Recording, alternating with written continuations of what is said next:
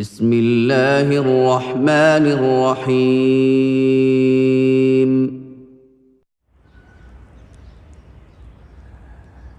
തലശ്ശേരിയിൽ നിന്ന് റിലീസ് ചോദിക്കുകയാണ്,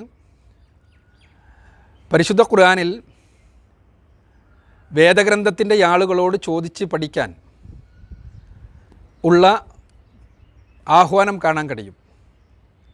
മുഹമ്മദ് നബിക്ക് വിവരമില്ലായിരുന്നുവെന്നും മുഹമ്മദ് നബി വേദക്കാരോട് ചോദിച്ച് പഠിക്കുകയാണ് ചെയ്തതെന്നും ഈ വചനത്തിൻ്റെ അടിസ്ഥാനത്തിൽ നമുക്ക് മനസ്സിലാക്കാം. ഒരു ക്രിസ്ത്യൻ മിഷനറിയുടെ പ്രഭാഷണത്തിൽ നിന്ന് ഇത് സത്യമാണോ? ഇങ്ങനെ ഒരു വചനം ഖുർആനിലുണ്ടോ? ക്രിസ്ത്യൻ മിഷനറിമാർ പലപ്പോഴും ഖുർആനിലെ 10-ാമത്തെ അധ്യായം സൂറത്ത് യൂനുസിലെ 94-ാമത്തെ വചനത്തിൻ്റെ അടിസ്ഥാനത്തിൽ തീരെ അടിസ്ഥാനരഹിതമായ ആരോപണങ്ങൾ ഉന്നയിക്കാറുണ്ട്. എനിക്ക് പലപ്പോഴും കേരളത്തിലെ മിഷനറിമാരുടെ അവസ്ഥ കാണുമ്പോൾ വല്ലാത്ത സഹതാപം തോന്നാറുണ്ട്. അവരുണ്ടാക്കുന്ന കുഴിയിൽ അവർ തന്നെ പോയി വീഴുന്ന അവസ്ഥ കാണുമ്പോൾ പല വിഷയങ്ങളും അവരെടുത്തിടും. യഥാർത്ഥത്തിൽ അവൻ്റെ വസ്തുതകൾ അവർക്ക് തന്നെ എതിരാണ്. ഈ വചനം തന്നെ എടുത്തു വെക്കുക. അവരുടെ വാദം എന്താണ്? പരിശുദ്ധ ഖുർആൻ മുഹമ്മദ് നബി എഴുതിയുണ്ടാക്കിയതാണ്. അങ്ങനെ എഴുതിയുണ്ടാക്കിയ മുഹമ്മദ് നബിയോട് പറയുന്നതായി പറയാണ്, വേദക്കാരോട് ചോദിച്ചു നോക്കുക. അതുണ്ടാവുമോ? മുഹമ്മദ് നബി അങ്ങനെ വേദക്കാരോട് ചോദിച്ച് പഠിച്ചതാണെങ്കിൽ തീർച്ചയായും അത് മറച്ചു വെക്കാനല്ല മുഹമ്മദ് നബി ശ്രമിക്കുക. മുഹമ്മദ് നബി എഴുതിയുണ്ടാക്കിയൊരു ഗ്രന്ഥം, ആ ഗ്രന്ഥത്തിൽ മുഹമ്മദ് നബി എന്നെ മുഹമ്മദെ നീ വേദക്കാരോട് ചോദിച്ച് പഠിക്കണം എന്ന് എഴുതി വെക്കുക എന്ന് പറഞ്ഞാൽ അത് എത്രത്തോളം അപഹാസ്യമാണ്.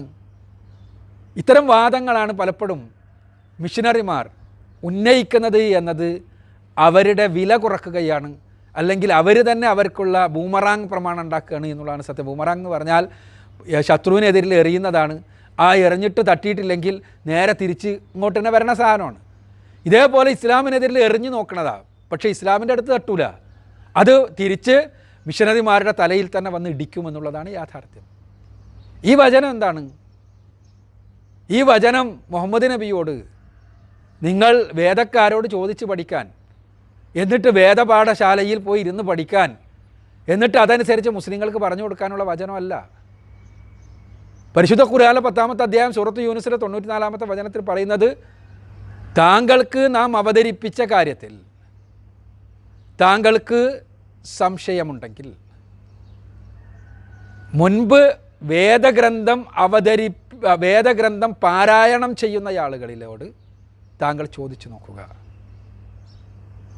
ഇവിടെ ഒന്നാമതായി നമ്മൾ മനസ്സിലാക്കേണ്ടത്, ഖുർആൻ പ്രവാചകനെ അഭിസംബോധന ചെയ്തുകൊണ്ട് പറയുന്ന കാര്യങ്ങൾ പലതും മൊത്തത്തിൽ മുസ്ലിങ്ങൾക്ക് ബാധകമായ കാര്യമാണ്.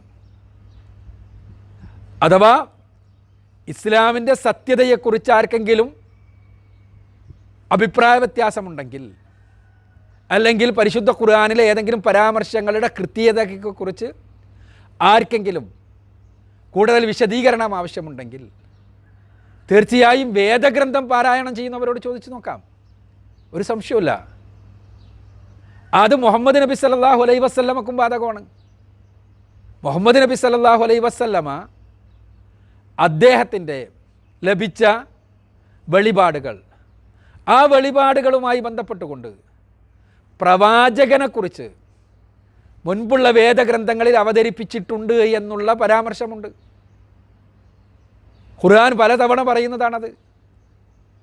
മുൻപുള്ള വേദഗ്രന്ഥങ്ങളിൽ പല രൂപങ്ങളിൽ പരാമർശമുണ്ട് എന്ന്. മുഹമ്മദ് നബിയെ മുൻപുള്ള വേദക്കാർക്ക് സ്വന്തം മക്കളെ അറിയുന്നത് പോലെ അറിയാൻ മാത്രം മുമ്പുള്ള വേദങ്ങളിൽ മുഹമ്മദ് നബിയെക്കുറിച്ചുള്ള പരാമർശമുണ്ട്. അതേപോലെ തന്നെ മുഹമ്മദ് നബിയുടെ പേര് പോലും മുൻപുള്ള വേദങ്ങളിൽ പറഞ്ഞിരുന്നു, അഹ്മദ് എന്ന്, പ്രവാചകൻ്റെ മറ്റൊരു പേര്. ഇതെല്ലാം പരിശുദ്ധ ഖുർആൻ പറയുന്നുണ്ട്. അപ്പോൾ ഇതെല്ലാം വസ്തുതയാണോ? ഇതെല്ലാം യാഥാർത്ഥ്യമാണോ എന്ന് വേദഗ്രന്ഥം പാരായണം ചെയ്യുന്ന ആളുകളോട് ചോദിക്കാം. കാരണം മുഹമ്മദ് നബി മുമ്പ് വേദഗ്രന്ഥം പാരായണം ചെയ്തിട്ടില്ല. അതേപോലെ തന്നെ മറ്റുള്ള മുസ്ലിങ്ങൾക്കും ചോദിക്കാം. അവർ വേദഗ്രന്ഥം പാരായണം ചെയ്യുന്നവരാകണം.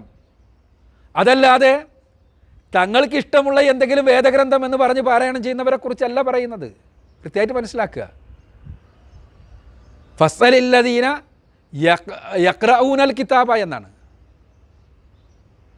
ഫസ്സലുല്ലദീന യഖ്റഊനൽ കിതാബ ബിൻ ഖബലിക. മുൻപുള്ള വേദഗ്രന്ഥങ്ങൾ പാരായണം ചെയ്യുന്ന ആളുകളോട് ചോദിക്കുക. ആ വേദഗ്രന്ഥം എന്താ? പ്രവാചകൻ സല്ലല്ലാഹു അലൈഹി വസല്ലമയുടെ കാലത്ത് ചില ഇസ്രായേലിയരിലെ ചില ആളുകളുടെ കയ്യിലുണ്ടായിരുന്ന തൗറാത്തിലെ ഏടുകൾ, അതേപോലെ തന്നെ ഇഞ്ചീലിലെ ഏതെങ്കിലും ഏടുകളുണ്ടെങ്കിൽ അത് ഇന്നുള്ള ബൈബിളാണോ? ഇന്നുള്ള ബൈബിളിലെ ഏതെങ്കിലും പുസ്തകമാണോ? അല്ലല്ലോ. അത് വേറെ ചർച്ച ചെയ്യേണ്ടതാ. പക്ഷേ പരിശുദ്ധ ഖുർആൻ ഇന്നുള്ള ബൈബിളിലെ പുസ്തകങ്ങളുമായി ബന്ധപ്പെട്ട് പറയുന്നത് ഖുർആനിലെ 2-ാമത്തെ അധ്യായത്തിൽ 79-ാമത്തെ വചനത്തെ നമ്മൾ വായിക്കും.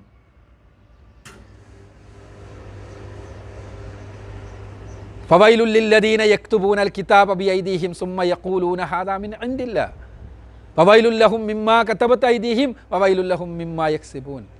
സ്വന്തം കൈകൾ കൊണ്ട് ഗ്രന്ഥം എഴുതിയുണ്ടാക്കിയിട്ട് അത് ദൈവീകമാണ് എന്ന് പറഞ്ഞവർ, അവർക്കാകുന്ന നാശം. തുച്ഛമായ നേട്ടങ്ങൾക്ക് വേണ്ടിയാണ് അവരത് പറഞ്ഞത്. അവർക്കും നാശം, അവർ അതുകൊണ്ടുണ്ടാക്കിയ നേട്ടങ്ങൾക്കും നാശം. ഇതാണ് ഖുർആൻ പറയുന്നത്. അഥവാ ഇന്നുള്ള ബൈബിളിലെ 66 പുസ്തകങ്ങൾ എടുക്കുക. ആ പുസ്തകങ്ങളിൽ ഏതെങ്കിലും ഒന്ന് പ്രവാചകന്മാർ എഴുതിയതാണ് എന്ന് വസ്തുനിഷ്ഠമായി പറയാൻ ക്രൈസ്തവ മിഷനറിമാർക്ക് കഴിയോ? ഇല്ല എന്നുള്ളതല്ല സത്യം. ആദ്യ പുസ്തകങ്ങൾ മുതൽ മോശ എഴുതിയതാണെന്ന് കരുതപ്പെടുന്ന പഞ്ചപുസ്തകങ്ങളിൽ മോശ മരിച്ചതിന് ശേഷവുമുള്ള കാര്യങ്ങൾ ഇങ്ങനെ അങ്ങോട്ട് എടുത്തു നോക്കിയാൽ ഒരൊറ്റെണ്ണവും പ്രവാചകന്മാരെഴുതിയതാണെന്ന് പറയാൻ പറ്റില്ല. അഥവാ വേദഗ്രന്ഥമാണെന്ന് പറയാൻ സാധ്യമല്ല. അതെല്ലാം പിൽക്കാലഘട്ടത്തിൽ എഴുതിയുണ്ടാക്കിയത്. എന്നാൽ പ്രവാചകൻ സല്ലല്ലാഹു അലൈഹി വസല്ലമയുടെ കാലത്ത് ചിലരുണ്ടായിരുന്നു. പ്രവാചകൻ്റെ തന്നെ ഒരു ബന്ധുവായ വറഖത്ത് ബിൻ നൗഫൽ, അദ്ദേഹം വേദഗ്രന്ഥം പാരായണം ചെയ്തയാളായിരുന്നു. പ്രവാചകൻ അദ്ദേഹത്തോട് പ്രവാചകൻ്റെ നുബുവത്തിൻ്റെ പ്രവാചകത്വത്തിൻ്റെ തുടക്കത്തിൽ അദ്ദേഹം ജീവിച്ചിരുന്ന സമയത്ത് പ്രവാചകൻ പോയിരുന്നു അദ്ദേഹത്തിൻ്റെ അടുത്ത്. ഖദീജ റളിയല്ലാഹു അൻഹയുടെ ഒരടുത്ത ബന്ധു, പ്രവാചകൻ്റെ പത്നിയുടെ ബന്ധു എന്നർത്ഥം. പോയിട്ട് ഈ എൻ്റെ അടുത്ത് ഇങ്ങനെ അനുഭവങ്ങളുണ്ടായി, അതെന്താണെന്ന് ചോദിച്ചു. അദ്ദേഹം സത്യസന്ധനായിരുന്നു. അദ്ദേഹം പറഞ്ഞു, ഇത് പ്രവാചകന്മാരുടെ അടുത്ത് മുഴുവനും വന്നിട്ടുള്ള മാലാഖയാകുന്നു, മലക്കാകുന്നു. വേദഗ്രന്ഥം പാരായണം ചെയ്തിരുന്ന ആളുകളാണ്. അവരുടെ കയ്യിലുള്ള ഗ്രന്ഥങ്ങൾ എന്തായിരുന്നു എന്ന് പോലും അറിയാനെന്ന് നിർവാഹമില്ല. അതേപോലെ തന്നെ വേദഗ്രന്ഥങ്ങൾ പാരായണം ചെയ്തിരുന്ന ആളുകൾ, ആ ആളുകൾ അവരിൽപ്പെട്ട ജൂത പണ്ഡിതന്മാരിൽപ്പെട്ട ആളുകൾ മുഹമ്മദ് നബി സല്ലല്ലാഹു അലൈഹി വസല്ലമയിൽ വിശ്വസിച്ചു, അവർ നിഷ്കളങ്കരായതുകൊണ്ട്. അത്തരം ആളുകളെക്കുറിച്ച് ഖുർആനിലുണ്ടല്ലോ. ഖുർആനിലെ 46-ാമത്തെ അധ്യായത്തിൽ 10-ാമത്തെ വചനത്തിൽ അബ്ദുല്ലാഹിബിൻ സലാമിനെ കുറിച്ചുള്ള സൂചന കാണാൻ കഴിയും. അബ്ദുല്ലാഹിബിൻ സലാം മദീനയിലെ ജൂതന്മാരുടെ നേതാവാണ്. അദ്ദേഹം മുഹമ്മദ് നബിയെക്കുറിച്ചുള്ള വേദഗ്രന്ഥങ്ങളിലെ പരാമർശങ്ങളുടെ അടിസ്ഥാനത്തിൽ മുഹമ്മദ് നബി സല്ലല്ലാഹു അലൈഹി വസല്ലമ വന്നപ്പോൾ, കണ്ടപ്പോൾ, മനസ്സിലാക്കിയപ്പോൾ അദ്ദേഹത്തിന് മനസ്സിലായി. പ്രവാചകനോട് ചില ചോദ്യങ്ങൾ ചോദിച്ചപ്പോൾ റസൂലുള്ളാഹി സല്ലല്ലാഹു അലൈഹി വസല്ലമ നൽകിയ മറുപടി അത് വെളിപാടിൻ്റെ അടിസ്ഥാനത്തിലല്ലാതെ, വഹീൻ്റെ അടിസ്ഥാനത്തിലല്ലാതെ നൽകാൻ കഴിയില്ല എന്ന് അദ്ദേഹത്തിന് മനസ്സിലായി. അദ്ദേഹം ഇസ്ലാം സ്വീകരിച്ചു. പിന്നീട് പ്രവാചകൻ്റെ ശിഷ്യനായി ജീവിച്ചു.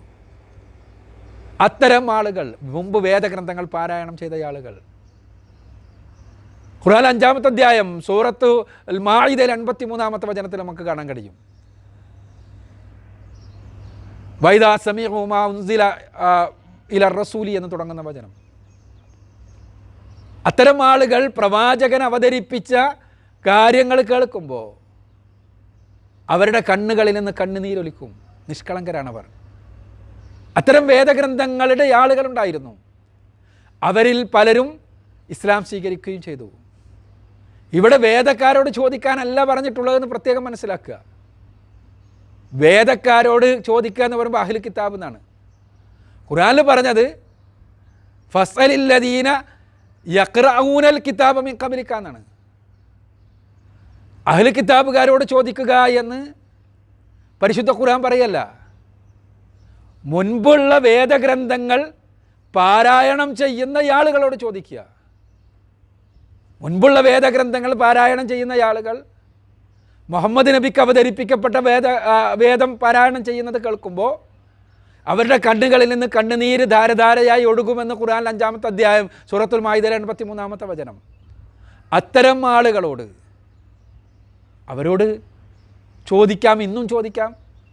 അങ്ങനെ ഒരുപാട് ആളുകളുണ്ടല്ലോ ലോകത്തിൻ്റെ വ്യത്യസ്തങ്ങളായ ഭാഗങ്ങളിൽ ക്രൈസ്തവ ദർശനത്തെക്കുറിച്ച് പഠിച്ച് മനസ്സിലാക്കി മഹാപണ്ഡിതന്മാരായിരുന്ന ഈ ആളുകൾ. അവർ പരിശുദ്ധ ഖുർആനിൻ്റെ വെളിച്ചം കണ്ടപ്പോൾ ഇസ്ലാം സ്വീകരിച്ചു വന്നവർ. അത്തരം ആളുകൾ ഈ ആയത്തിനെ അന്വർത്ഥമാക്കുന്ന രൂപത്തിൽ ഉള്ള പഠനങ്ങൾ നടത്തുകയും ചെയ്തിട്ടുണ്ട്. ഫാദർ റവറൻഡ് ബെഞ്ചമിൻ കെൽദാനി, അദ്ദേഹം ക്രൈസ്തവർക്കിടയിൽ ഒരു മഹാപണ്ഡിതനായിരുന്നു.